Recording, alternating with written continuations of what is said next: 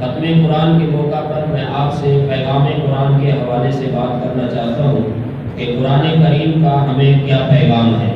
پیغام قرآن کے حوالے سے ایک آیت میں نے آپ کے سامنے پڑھی ہے، سورۃ آل عمران 3 پارہ کی ایک آیت پڑھی، جس کے اندر قرآن کریم کی اس آیت کا پیغام آپ کی گوش گزار کرنا چاہتا ہوں۔ رب کائنات نے اپنے محبوب پیغمبر حضرت محمد مصطفیٰ صلی اللہ علیہ وسلم کو فرمایا کہ قل ان کنتم تحبون اللہ فاتبعونی، اے میرے محبوب پیغمبر اپنی امت میں اعلان کر دیجئے کہ اگر تم دعوے خدا کی محبت کے دعوے میں سچے ہو، اگر تم خدا سے محبت کے دعوے میں سچے ہو تو پھر میری اتباع کرو، یعنی اگر تمہیں خدا سے محبت کا دعویٰ ہے تو پھر میرے پیغمبر کی اتباع کرو۔ اتباع کا لفظ طبیعتوں سے نکلا ہے۔ طبیعہ جانور کے اس چھوٹے بچے کو کہتے ہیں جو بغیر سوچے اور سمجھے اپنی ماں کے پیچھے چلا کرتا ہے، بغیر سوچے اور سمجھے اپنی ماں کے پیچھے دوڑتا ہے۔ آپ لوگ دیکھتے ہیں کہ بکری کا چھوٹا بچہ ہر وقت بکری کے پیچھے لگا رہتا ہے۔ بکری کھیت میں جائے تب بھی بچہ ساتھ جاتا ہے، بکری اگر فصل میں جائے تب بھی ساتھ جائے گا، بکری دھوپ میں جائے تب بھی بچہ پیچھے جاتا ہے، بکری اگر سائے میں جائے تب بھی بچہ پیچھے جاتا ہے۔ بچہ یہ نہیں دیکھتا کہ میری ماں کیوں جا رہی ہے، بلکہ بچہ یہ دیکھتا ہے کہ میری ماں کدھر جا رہی ہے۔ اب عقیدہ اور نظریہ سمجھیے کہ اللہ نے فرمایا قل ان کنتم تحبون اللہ فاتبعونی، کہ اگر تمہیں اللہ سے محبت ہے تو میرے پیغمبر کی اتباع کرو۔ پیغمبر کی بات سمجھ آئے تب بھی اتباع کرنی ہے، پیغمبر کی بات سمجھ نہ آئے تب بھی اتباع کرنی ہے۔ تم نے یہ نہیں دیکھنا کہ پیغمبر نے یہ بات کیوں فرمائی ہے، بلکہ یہ دیکھنا ہے کہ پیغمبر نے کیا فرمایا ہے۔ یہ نہیں دیکھنا کہ پیغمبر نے یہ کام کیوں کیا ہے، بلکہ یہ دیکھنا ہے کہ پیغمبر نے یہ کیا کام کیا ہے۔ ہم کیوں کے پابند نہیں ہیں، ہم کیا کے پابند ہیں۔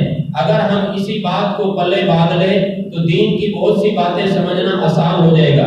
حدیث پاک کے اندر آتا ہے، نبی کریم صلی اللہ علیہ وسلم نے فرمایا جس شخص کی جو نابالغ اولادیں فوت ہو گئی، چاہے بیٹے ہوں یا بیٹیاں ہوں، تو قیامت کے دن اس کی یہ 2 نابالغ اولادیں اپنے ماں باپ کی سفارش کر کے جنت میں لے جائیں گی۔ ام المومنین امی عائشہ صدیقہ رضی اللہ تعالی عنہا نے پوچھا، یا رسول اللہ اگر کسی کی ایک اولاد فوت ہو جائے، اگر کسی کا ایک بچہ فوت ہو جائے تو کیا یہ بھی اپنے ماں باپ کی سفارش کرے گا؟ تو میرے پیغمبر صلی اللہ علیہ وسلم نے فرمایا کہ ہاں، جس کا اگر ایک بھی نابالغ بچہ فوت ہو گیا تو اپنے ماں باپ کو یہ جنت میں لے جائے گا۔ اب بعض لوگ کہتے ہیں کہ اگر اس بچے کا والد بے نمازی ہو کیا تب بھی جنت میں جائے گا؟ اگر اس بچے کا والد اگر روزے نہیں رکھتا کیا تب بھی جنت میں جائے گا؟ کیا اس بچے کا والد اگر گنہگار ہے کیا تب بھی جنت میں جائے گا؟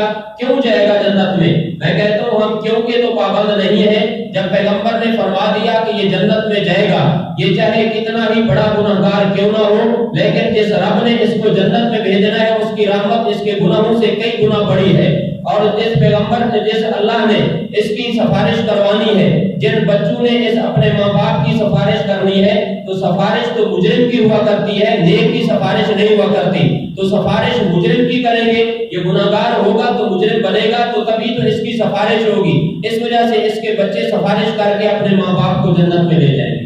اور حدیث کے اندر نبی علیہ السلام نے فرمایا کہ جس آدمی کی شلوار ٹخنوں سے نیچے ہو تو وہ آدمی کے پاؤں جہنم کی آگ کے اندر جلیں گے۔ اب بعض لوگ کہتے ہیں کہ جی اس وقت اللہ کے نبی نے فرمایا تھا، اس وقت ماحول آلودہ تھا، جراثیم تھے، ماحول درست نہیں تھا، اس وجہ سے اب ہمارا ماحول بڑا صاف ستھرا ہے، اس وجہ سے ہم شلوار ٹخنوں سے نیچے رکھ سکتے ہیں۔ میں نے کہا پیغمبر نے تو یہ وجہ بیان نہیں کی، پیغمبر نے تو یہ وجہ نہیں ارشاد فرمائی کہ ماحول کی آلودگی کی وجہ سے میں حکم فرما رہا ہوں۔ ہم نے یہ نہیں دیکھنا کہ پیغمبر نے کیا فرمایا تھا، ہم نے تو یہ دیکھنا ہے کہ پیغمبر نے کیا فرمایا تھا۔ تو جب میرے پیغمبر نے یہ بات فرما دی تو ہمیں شلوار ٹخنوں سے اوپر رکھنی ہوگی۔ اب دوسرا آدمی کہتا ہے کہ شلوار ٹخنوں سے اوپر رکھنے کی بات اس وجہ سے ہے کہ تاکہ انسان کے اندر تکبر نہ آئے۔ اب اگر تکبر سے انسان پاک ہو، کسی کے دل کے اندر تکبر نہ ہو تو اب یہ شلوار ٹخنوں سے نیچے رکھ سکتا ہے۔ میں نے کہا پیغمبر نے تو یہ فرمایا ہے کہ شلوار ٹخنوں سے نیچے رکھنا حرام ہے۔ اب ہم نے اپنے نبی کی بات کو دیکھنا ہے اور شلوار کو ہر وقت ٹخنوں سے اوپر رکھنا ہے. چاہے ہم گھر کے اندر ہوں تب بھی شلوار ٹخنوں سے اوپر رکھنی ہے, ہم سفر کے اندر ہوں تب بھی شلوار ٹخنوں سے اوپر رکھنی ہے, ہم کسی محفل میں ہوں تب بھی شلوار ٹخنوں سے اوپر رکھنی ہے, ہم بازار میں, دکان میں, گھر کے اندر, حضر کے اندر, سفر کے اندر, کسی جگہ پر بھی ہوں شلوار ہر حال میں ٹخنوں سے اوپر رکھنی ہے. اس لیے کہ میرے پیغمبر نے شلوار ٹخنوں سے نیچے رکھنے کو حرام قرار دے دیا ہے. حضرت سیدنا عثمان غنی رضی اللہ تعالیٰ عنہ صلح حدیبیہ کے موقع پر امام الانبیاء صلی اللہ علیہ وسلم کے سفیر بن کے مکہ مکرمہ کے اندر گئے. رات اپنے چچا زاد بھائی کے گھر کے اندر گزاری. صبح کے وقت مکے کے سرداروں سے ان کی ملاقات اور مذاکرات تھے. جب صبح حضرت عثمان رضی اللہ تعالیٰ عنہ مذاکرات کے لیے جانے لگے تو حضرت عثمان نے جو پاجامہ پہنا ہوا تھا وہ ان کی آدھی پنڈلی تک تھا.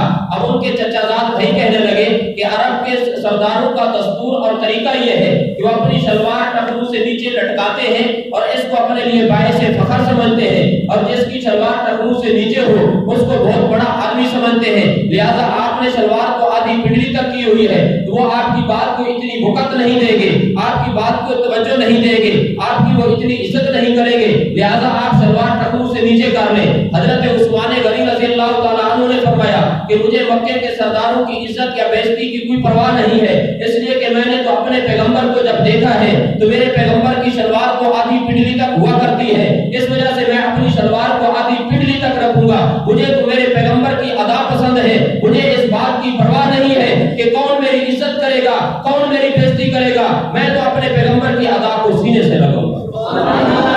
شلوار ٹخنوں سے نیچے رکھنا کس قدر جرم ہے, شلوار کا ٹخنوں سے نیچے رکھنا کتنا بڑا گناہ ہے. اب امام الانبیاء نے کیا فرمایا, جس کی شلوار ٹخنوں سے نیچے ہوگی اس کے پاؤں جہنم کی آگ کے اندر جلیں گے. اب جہنم کی آگ کوئی آسان چیز ہے, جہنم کا عذاب کوئی آسان بات ہے, جہنم کا عذاب تو بہت بڑی خطرناک چیز ہے, نہ میرے بس کی بات ہے نہ آپ کے بس کی بات ہے. جہنم کے عذاب کو برداشت کرنا بہت بڑا مشکل کام ہے. اب ایک حدیث پاک کے اندر آتا ہے, امام الانبیاء صلی اللہ علیہ وسلم نے فرمایا کہ جہنم کے اندر جس کو سب سے ہلکا عذاب دیا جائے گا, وہ جہنمی جس کو سب سے ہلکا عذاب ہوگا اس کے پاؤں کے اندر جہنم کے 2 جوتے پہنائے جائیں گے. اب اس جہنمی کی, اس آدمی کی حالت اور کیفیت کیا ہوگی, یہ جہنم کی آگ کے اندر نہیں ہوگا, جہنم کی حدود کے, جہنم سے جو باہر ہوگا, صرف اس کے پاؤں کے اندر, اس کے پاؤں کے اندر جہنم کے 2 جوتے ہوں گے. اور اس کی حالت یہ ہوگی کہ اس کا دماغ ہڈیا کی طرح ابل رہا ہوگا, اس کے ابلنے کی آواز اس کے ہمسائے سنیں گے, اس کے دانت جو ہے یہ شعلہ بن چکے ہوں گے, اس کے ہونٹ انگارہ بن چکے ہوں گے, اس کے پیٹ سے آگ نکل رہی ہوگی, اس کے پاؤں سے آگ نکل رہی ہوگی, اور یہ آدمی یہ سمجھ رہا ہوگا شاید مجھے سب سے زیادہ عذاب دیا جا رہا ہے, حالانکہ یہ آدمی وہ ہوگا جس کو جہنم کے اندر سب سے ہلکا عذاب دیا جا رہا ہے. یہ تو وہ ہے کہ جو جہنم کے اندر اس کے پاؤں نہیں ہے, بلکہ جہنم اس کے پاؤں کے اندر جہنم کی صرف جوتیاں ہیں, اور اس کی کیفیت اور حالت اس قدر بدترین ہو چکی ہے. تو آپ اندازہ لگائیں کہ جس آدمی کے پاؤں جہنم کی آگ کے اندر ہوں گے تو اس کا حشر کس قدر ہوگا. آج ہم کس قدر سنت سے دور ہو چکے, کس قدر دین سے دور ہو چکے, ہمارے بچے بھی دین سے دور ہو گئے, ہمارا نوجوان بھی دین سے دور ہو گیا, ہمارا بوڑھا بھی دین سے دور ہو گیا, ہماری عورتیں بھی دین سے دور ہو گئی, ہمارے نوجوان کی شلوار ٹخنوں سے نیچے چلی گئی, ہماری مسلمان بہنوں کی شلواریں ٹخنوں سے اوپر آ گئی. عورت کے لیے تو حکم تھا کہ شلوار ٹخنوں سے نیچے ہونی چاہیے, مرد کے لیے تو حکم تھا کہ شلوار ٹخنوں سے اوپر ہونی چاہیے. مرد عورت بننا چاہتا ہے, عورت مرد بننا چاہتی ہے. یہ کیسی دنیا کے اندر ہم جی رہے ہیں, کس قدر ہم دین سے دور ہو چکے ہیں. تو خیر میں عرض یہ کر رہا تھا کہ ہم نے پیغمبر کی بات کو یہ نہیں دیکھنا کہ پیغمبر نے یہ بات کیوں فرمائی ہے, بلکہ ہم نے تو یہ دیکھنا ہے کہ میرے پیغمبر نے کیا فرمایا ہے. صحابہ کرام کے اوپر قربان جائیے کہ پیغمبر کی ایک ایک ادا کے اوپر کس قدر مر مٹتے تھے. حضرت عمر بن خطاب رضی اللہ تعالیٰ عنہ سفر کے اوپر جا رہے ہیں, مدینہ منورہ سے باہر نکلے, خادم ساتھ ہے. حضرت عمر چلتے چلتے ایک جگہ پر خود ٹھوکر لیتے ہیں, ٹھوکر لے کر گر جاتے ہیں. اب خادم پوچھنے لگا, حضرت آپ نے ٹھوکر کیوں لی, آپ کو تو ٹھوکر لگی نہیں. حضرت عمر نے کہا, ایک مرتبہ میں اپنے محبوب پیغمبر کے ساتھ تھا جس طرح آج تو میرے ساتھ ہے. میرے پیغمبر چل رہے تھے, چلتے چلتے میرے پیغمبر کو ٹھوکر لگی تو میں اب یہاں سے گزرا تو میرے پیغمبر کا وہ وقت یاد آ گیا, میرے پیغمبر کے یہاں سے ٹھوکر لگنے والی ادا یاد آ گئی. تو مجھے عمر کو حیا محسوس ہونے لگی کہ میرے پیغمبر جب یہاں سے گزرے تھے تو ان کو تو ٹھوکر لگی تھی, اب عمر یہاں سے ایسے گزر جائے. اس وجہ سے میں نے اس پیغمبر کی ادا کو ادا کرنے کے لیے میں نے اپنے آپ کو جان بوجھ کر خود ٹھوکر لگائی ہے. تو یہ صحابہ کرام اپنے محبوب کی ایک ایک ادا کو اپنانے کی کوشش کیا کرتے تھے۔ حضرت عبداللہ بن عمر جو حضرت عمر کے بیٹے ہیں، ان کی کیا حالت تھی، کس قدر پیغمبر کی ادا کو اپنانے کی کوشش کرتے تھے۔ سفر کے اوپر جا رہے ہیں، سواری کے اوپر سوار ہیں، خادم ساتھ ہے، راستے کے اندر سواری کو روکتے ہیں، خادم کو کہتے ہیں سواری کو روکے، نیچے اترتے ہیں اور ایک جگہ پر جا کر اس حالت کے اندر بیٹھتے ہیں جس کیفیت میں آدمی پیشاب کرتا ہے، لیکن نہ انہوں نے کپڑا اتارا نہ پیشاب کیا، یوں تھوڑی دیر بیٹھے اور اٹھ کر واپس آ گئے۔ خادم پوچھنے لگا حضرت جب آپ کو پیشاب کا تقاضا نہیں تھا تو آپ اس حالت کے اندر کیوں بیٹھے ہیں؟ حضرت عبداللہ بن عمر کہتے ہیں میں ایک مرتبہ اپنے پیغمبر کے ساتھ تھا، میرا نبی یہاں سے گزرا اور اسی جگہ پر میرے پیغمبر نے پیشاب کیا تھا، اب مجھے پیشاب کا تو تقاضا تھا نہیں، میں یہاں سے گزر رہا تھا تو پیغمبر کی وہ ادا میرے ذہن کے اندر آ گئی تو مجھ کو حیا محسوس ہونے لگی کہ میرا پیغمبر نے تو یہاں پر پیشاب کیا تھا اور اس کیفیت میں بیٹھے تھے، میں یہاں سے اس کیفیت کے بغیر یہاں سے گزر جاؤں تو مجھے حیا محسوس ہونے لگی۔ تو صحابہ کرام کی یہ حالت تھی کہ پیغمبر کی ہر سنت کو، پیغمبر کی ہر ادا کو اپنانے کی کوشش کیا کرتے تھے۔ حضرت ایک مرتبہ نبی کریم صلی اللہ علیہ وسلم نے مسجد نبوی کے اندر خطبہ دے رہے ہیں، آپ نے اعلان کیا کہ بھئی بیٹھ جاؤ۔ آپ نے جب یہ اعلان کیا سارے صحابہ بیٹھ گئے۔ ایک صحابی آ رہا تھا جس کا پاؤں ایک پاؤں مسجد کے اندر ہے، ایک پاؤں مسجد سے باہر ہے، وہ صحابی وہاں پر بیٹھ گیا۔ ایک آدمی باہر نکلا تو دیکھا ایک صحابی بکروں کی باڑی کے اندر، بکروں کے باڑے کے اندر بیٹھا ہوا ہے۔ اب ان سے پوچھا گیا کہ نبی نے آپ کو تو نہیں فرمایا تھا، پیغمبر نے تو ان کو فرمایا تھا جو مسجد کی حدود کے اندر تھے، آپ تو مسجد کی حدود سے باہر تھے، آپ یہاں پر کیوں بیٹھ گئے؟ انہوں نے کہا بات یہ نہیں ہے کہ پیغمبر نے کن کو فرمایا تھا، جب ہم نے پیغمبر کی آواز کو سنا کہ بیٹھ جاؤ تو ہمیں ہمت ہی نہ ہوئی کہ ہم ایک کو آگے چل کے دیکھیں۔ یہ صحابہ کرام پیغمبر کے ساتھ کس قدر محبت کیا کرتے تھے، صحابہ کرام کس قدر پیغمبر کے ساتھ پیار کرتے تھے۔ اسی طرح ایک پیغمبر کا صحابی ہے جس کا نام ہے حضرت معاویہ رضی اللہ تعالیٰ عنہ۔ معاویہ نام کے 8 صحابہ کرام گزرے ہیں۔ یہ حضرت معاویہ بن ابی سفیان مشہور صحابی نہیں ہے، یہ اور صحابی ہے حضرت معاویہ۔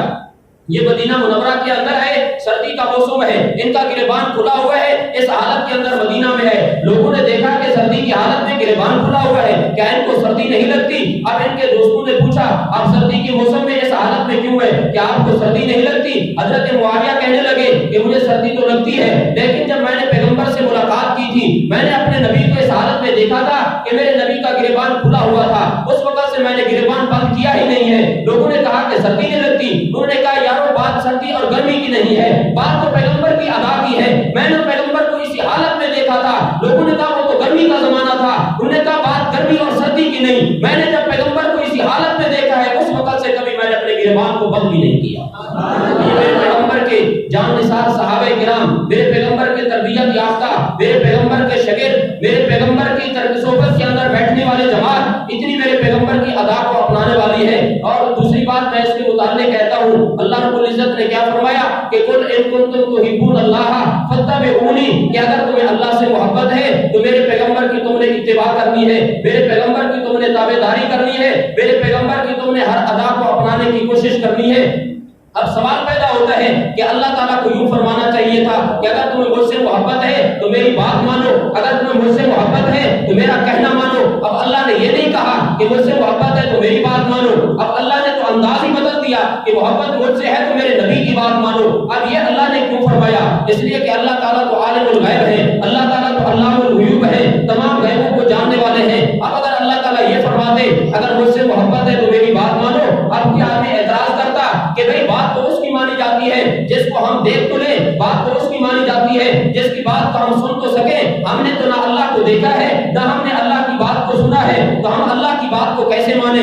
اللہ تعالیٰ تو جانتے تھے کہ کوئی وہ اعتراض کرے گا، اس وجہ سے اللہ تعالیٰ نے یہ نہیں فرمایا کہ اگر مجھ سے محبت ہے تو میری بات مانو، بلکہ اللہ تعالیٰ نے تو یہ فرما دیا اگر مجھ سے محبت ہے تو میرے نبی کی بات مانو۔ اللہ نے فرمایا میں اس کی بات ماننے کا حکم دے رہا ہوں جس نے مجھے دیکھا بھی ہے، جس نے مجھے سنا بھی ہے، میرے پیغمبر نے میرے رب کو دیکھا بھی ہے، میرے پیغمبر نے میرے رب کی بات کو سنا بھی ہے۔ اس وجہ سے اللہ تعالیٰ نے اس کی بات کے ماننے کا حکم دیا جس نے رب کو دیکھا بھی ہے، جس نے رب کو بات کو سنا بھی ہے۔ اس وجہ سے فرمایا وما ينطق عن الهوى، کہ بات میری ہوتی ہے، زبان میرے پیغمبر کی ہوتی ہے، اس وجہ سے میں اس کی بات کے ماننے کا حکم دے رہا ہوں جس نے رب کی بات کو سنا بھی ہے، رب کی بات کو رب کو دیدار بھی کیا ہے، رب کو دیکھا بھی ہے۔ اور اللہ تعالیٰ نے کیا فرمایا کہ قل ان کنتم تحبون اللہ فاتبعونی، کہ یہ نہیں تم نے کہنا کہ ہمیں تو پیغمبر کی بات سمجھ نہیں آئی، ہم کیسے مانے؟ بھائی یہ بات نہیں دیکھنا، بلکہ یہ دیکھنا ہے کہ بات کس کی ہے، بات اللہ کے نبی کی ہے، ہماری سمجھ میں آئے تب بھی مانیں گے، ہماری سمجھ میں نہ آئے تب بھی مانیں گے۔ پیغمبر کی جب بات آ گئی ہم اس کے سامنے سر تسلیم خم کر دیں گے، ہم اپنی عقل کے پیچھے نہ چلے، ہم اپنے عقل کے تقاضوں کے پیچھے نہ چلے کہ میری عقل یوں کہتی ہے، میری عقل تو پیغمبر کی بات سے ٹکرائے گی، میری عقل کی کیا بات ہے، میرا عقل تو کچھ سکھانے کا نہیں ہے۔ میرے پیغمبر کے صحابہ کے متعلق علماء کرام نے لکھا ہے کہ تم نبی کی عقل تو کیا عالم ہوگا اگر صحابہ کی عقل کی زکات نکال کر 40واں حصہ نکال کر پوری دنیا کے اندر تقسیم کر دیا جائے، دنیا کے اندر پاگل کوئی نہیں رہے گا، سارے لوگ عقل مند بن جائیں گے۔ یہ تو پیغمبر کے صحبت یافتہ صحابہ کی عقل کا عالم ہے، تو نبی کی عقل کیسی ہوگی؟ ہمیں اپنی عقل کو پیغمبر کے فرمان کے ساتھ نہیں ٹکرانا چاہیے، ہمیں پیغمبر کی بات سمجھ آئے تب بھی ماننا چاہیے، نبی کی بات سمجھ میں نہ آئے تب بھی ماننا چاہیے۔ یہی تو وجہ ہے کہ جب میرے پیغمبر معراج پر تشریف لے گئے، میرے پیغمبر نے سفر شروع کیا، بیت المقدس پہنچے، بیت المقدس سے میرا پیغمبر آسمانوں کا سفر کیا ہے، آسمانوں کا سفر کر کے واپس آئے۔ صبح کے وقت پیغمبر نے معراج کا واقعہ سنایا، ابو جہل کہنے لگا میں نہیں مانتا۔ لوگوں نے پوچھا کیوں نہیں مانتا؟ ابو جہل کہنا میری عقل میں بات نہیں آتی، مجھے یہ بات سمجھ نہیں آتی، اس وجہ سے میں نہیں مانتا۔ لوگوں نے ابو بکر سے پوچھا، ابو بکر صدیق نے کہا میں تو مانتا ہوں۔ لوگوں نے تو پوچھا کہ سمجھ میں بات آتی ہے، تیری عقل میں بات آتی ہے؟ تو ابو بکر کا جواب میں اپنے الفاظ میں نقل کرتا ہوں۔ میرے ابو بکر نے کیا کہا؟ ابو بکر نے کہا میں نے کلمہ اپنی سمجھ کا نہیں پڑھا، میں نے کلمہ اپنی عقل کا نہیں پڑھا، میں نے تو کلمہ کملی والے محمد کریم کا پڑھا ہے، اس وجہ سے میری سمجھ میں آئے۔ یہ ماننا کون سا کمال ہے؟ بات نبی کی سمجھ میں نہ آئے تب بھی مان لے، کمال تو اسی چیز کو کہتے ہیں۔ اس وجہ سے نبی کی بات سمجھ میں آئے تب بھی ہم نے عمل کرنا ہے، نبی کی بات سمجھ میں نہ آئے تب بھی ہم نے عمل کرنا ہے۔ اب یا اللہ نبی تو معصوم ہوتا ہے، ہم تو گناہگار ہیں، ہم سے تو بہت زیادہ گناہ ہوتے ہیں، ہم تو گناہگار ہیں، گناہگار کو معصوم کی اتباع کا حکم دیا جا رہا ہے، جس سے کوئی غلطی بھی نہیں ہوتی، ہم پورے طریقے سے اس کی زندگی کے مطابق کیسے زندگی گزار سکتے ہیں؟ اللہ رب العزت نے فرمایا وَيَغْفِرْ لَكُمْ ذُنُوبَكُمْ، تم کوشش تو کرتے رہو، تو پیغمبر کی زندگی کے مطابق، نبی کی سنت کے مطابق زندگی گزارنے کی کوشش تو کرو۔ اگر کوئی کمی کوتاہی ہو جائے گی، اللہ تعالیٰ غفور الرحیم ہے، اللہ تعالیٰ معاف کرنے والے ہیں، اللہ تعالیٰ تمہاری اس کمی کوتاہی کو معاف کرتے رہیں گے۔ اب عید الفطر آ رہی ہے، عید الفطر کے موقع پر میرے پیغمبر کی سنتیں ہیں، نبی تو عیدیں کی ہے، نبی کی سنت طریقہ عید کے مطابق کیا ہے؟ ہم مسواک کریں، یہ پیغمبر کی سنت ہے، عید والے دن غسل کریں، یہ پیغمبر کی سنت ہے، عید والے دن اچھے کپڑے پہنیں، یہ نبی کی سنت ہے، خوشبو لگائیں، یہ نبی کی سنت ہے، صبح جلدی اٹھیں، یہ نبی کی سنت ہے، اور عید کا جلدی پہنچے، یہ نبی کی سنت ہے، پیدل چل کر آئے، یہ نبی کی سنت ہے، اور آتے ہوئے عید الفطر کے اندر تکبیروں کو آہستہ آہستہ پڑھیں، یہ میرے پیغمبر کی سنت ہے۔ عید کا جانے سے پہلے کوئی میٹھی چیز کھا لے، اور میٹھی چیزوں میں سے کھجور کھا لے، کھجور میں سے پھر تاک عدد کھا لے، یہ میرے پیغمبر کی سنت ہے۔ تو یہ میرے پیغمبر کی سنتیں ہیں، ایک ایک سنت کے اوپر 100 شہید کا اجر اور ثواب ملتا ہے، یہ میرے پیغمبر کی ادائیں ہیں۔ اس وجہ سے ہمیں اپنی عید الفطر نبی کی سنت کے مطابق کریں گے تو اللہ تعالیٰ ہماری عید کو بھی برکت والا بنا دیں گے، اللہ تعالیٰ ہماری عید کو بھی ہمارے لیے رحمت والا بنا دیں گے، اللہ تعالیٰ ہماری عید کو بھی ہمارے لیے سعادت والا بنا دیں گے۔ اس وجہ سے ہمیں بھی پیغمبر کی ایک ایک ادا کے اوپر مر مٹنا چاہیے، پیغمبر کی ایک ایک سنت کے اوپر مر مٹنا چاہیے۔ تو آج کی میں اس تکمیل قرآن کے موقع پر قرآن کا پیغام یہی تمہیں سنا کر جا رہا ہوں کہ ہر موقع کے اوپر، خوشی اور غمی کے موقع پر، ہر موقع کے اوپر نبی کی ادا کو اپنانا ہے، نبی کے طریقے کو اپنانا ہے، نبی کی سنت کو اپنانا ہے۔ اگر ہمارا ضمیر ہمیں اسی بات کے اوپر مجبور کر دیتا ہے ہم نے ہر وقت پیغمبر کی بات کو ماننا ہے، پھر تو ہم سمجھے کہ ہم کامیاب ہو گئے۔ اگر ہم اپنے ایسے موقع کے اوپر اپنی خواہشات کو ترجیح دیں اور اپنے نبی کی بات کو چھوڑ دیں، پھر ہمیں اپنے ایمان کی فکر منانی چاہیے، کیونکہ یہ دینی ادارہ ہے اور تکمیل قرآن کا موقع ہے۔ میں نے تو ایک تو آپ کو قرآن کا یہ پیغام سنایا اور دوسری عظمت قرآن کے حوالے سے ایک بات کر کے بات کو ختم کر رہا ہوں۔ قرآن کریم ایسی عظیم کتاب ہے کہ قرآن کے ساتھ جو بھی جڑ گیا وہ بھی عظیم بن جاتا ہے۔ قرآن کریم ایسا سچا ہے کہ جو بھی اس کے ساتھ جڑ جاتا ہے وہ بھی سچا بن جاتا ہے، اس لیے کہ قرآن کو بھیجنے والا رب ہے، رب سے بڑھ کر کوئی سچا نہیں۔ قرآن کو لانے والا جبرائیل ہے، جبرائیل سے بڑھ کر کوئی سچا نہیں، اور یہ قرآن میرے پیغمبر پر نازل ہوا، میرے نبی سے بڑھ کر کوئی سچا نہیں ہے۔ اس وجہ سے قرآن کے ساتھ کاغذ جڑ گیا، اس کی عظمت بڑھ گئی، قرآن کے ساتھ لکڑی جڑ گئی، اس کی عظمت بڑھ گئی، قرآن کے ساتھ جو چیز بھی جڑتی گئی اس کی عظمت بڑھتی گئی ہے۔ اسی طرح قرآن کے ساتھ جو انسان جڑ جاتا ہے، جو بچہ جڑ جاتا ہے، اپنے سینے کے اندر قرآن کو محفوظ کر لیتا ہے، وہ بچہ بھی بہت بڑا قیمتی بن جاتا ہے، اس کا مقام اور مرتبہ بھی اللہ کے ہاں بہت بڑا بن جاتا ہے۔ یہ ایک واقعہ سنا کر بات کو ختم کرتا ہوں۔ دمشق کا واقعہ ہے، دمشق کے علاقے کے اندر ایک عورت کا بچہ فوت ہو گیا۔ وہ عورت قبر کھودنے والے کے پاس گئی، میرا بچہ فوت ہوا ہے، اس کے لیے قبر بنو۔ اس نے قبر بنانا شروع کر دی، قبر تیار ہو گئی۔ تھوڑی دیر کے بعد جنازہ آتا ہے، کوئی خاصی تعداد نہیں ہے، چند افراد اس کے جنازے کے اندر شریک ہیں۔ اب وہ عورت جنازہ دے کر وہاں سے واپس چلی گئی۔ اب یہ قبر کھودنے والا اس کو قبر کے اندر دفن کرنے لگا، نیچے اترا ہے اور اس بچے کو قبر کے اندر دفن کر رہا ہے۔ اس نے جیسے ہی بچے کو قبر میں رکھا، اب یہ کیا دیکھتا ہے کہ اس کی قبر جنت کا باغ بن گئی۔ تھوڑی دیر کے اندر دو آدمی ایک تیز رفتار گھوڑے پر آتے ہیں، آ کر وہ اس بچے کو اٹھا کر لے جاتے ہیں۔ یہ سارا معاملہ یہی اندر والا آدمی دیکھ رہا ہے، باہر والوں کو کچھ سمجھ نہیں آ رہا تھا۔ اتنے کے اندر یہ آدمی بے ہوش ہو گیا، لوگوں نے باہر نکالا، سمجھا شاید گرمی لگی ہے، پانی پلایا، اس کی فکر کی، یہ ہوش میں آیا۔ لوگوں نے پوچھا کیا ماجرا ہے، اس نے ساری کہانی سنا ڈالی۔ اب لوگ کہنے لگے یہ ایسے اپنی طرف سے باتیں کرتا ہے۔ کچھ عرصے کے بعد وہی عورت پھر آتی ہے، آ کر کہتی ہے میرا بچہ فوت ہو گیا، اس کے لیے قبر بناؤ۔ اب وہ آدمی قبر بنانے لگا، وہ عورت جنازہ لائی اور اس کے ساتھ چند آدمی ہیں۔ اب یہی آدمی اس بچے کو بھی قبر کے اندر اتارنے لگا۔ اب اس کے ساتھ بھی یہی معاملہ ہوتا ہے کہ اس کی قبر جنت کا باغ بنی اور دو آدمی تیز رفتار گھوڑے پر آ کر اس بچے کو لے جاتے ہیں۔ اب اس مرتبہ یہ آدمی بے ہوش نہیں ہوتا، اس نے سارا ماجرا لوگوں کو بتلایا کہ اب اس آدمی کے ساتھ یہی ہوا۔ باہر نکلا، اس عورت سے پوچھنے لگا کہ تیرا یہ بچہ کیا عمل کیا کرتا تھا، میں نے تو یہ قصہ اور کہانی دیکھا ہے۔ وہ عورت کہنے لگی مجھ سے باتیں نہ کرو، میں تو بہت بڑی ستائی ہوئی ہوں، میں تو بہت بڑی دکھی عورت ہوں، میرا ایک پہلے بچہ فوت ہو گیا، اب یہ دوسرا بچہ تھا یہ بھی فوت ہو گیا۔ اب لوگوں نے پوچھا کہ کیا ماجرا ہے، تیرا بچہ کیا کام کرتا تھا، پہلا بچہ تیرا کیا کرتا تھا؟ اس عورت نے کہا میرا پہلا بچہ قرآن کا طالب تھا، میرا پہلا بچہ قرآن کی دین کی تعلیم حاصل کر رہا تھا، اور یہ میرا دوسرا بچہ محنت مزدوری کر کے اپنے اس بھائی کے اوپر خرچ کیا کرتا تھا۔ تو اب میرے بھائیوں یہ بات کو سمجھے کہ جو قرآن کا طالب ہے، جو قرآن کی تعلیم حاصل کرتا ہے، اللہ نے اس کو کس قدر مقام دیا کہ اس کی قبر کو جنت کا باغ بنا دیا، اور اس طالب علم کے اوپر خرچ کرنے والے کو بھی اللہ نے کیا مقام دیا کہ یہ دین کا طالب تو نہیں ہے لیکن طالب علم کا خیر خواہ ہے، لیکن یہ دینی ادارے کا خیر خواہ ہے، دینی مدرسے کا خیر خواہ ہے، قرآن کے طالب علم کا یہ خیر خواہی اس کے ساتھ کرنے والا ہے، اس کے اوپر خرچ کرنے والا ہے، تو اللہ پاک نے اس طالب علم کی برکت سے خرچ کرنے والے کو یہ مقام اور مرتبہ عطا فرما دے۔ اللہ تعالیٰ سے دعا ہے اللہ تعالیٰ میری معروضات کو قبول اور مقبول فرمائے، اور انہی الفاظ کے ساتھ میں اپنے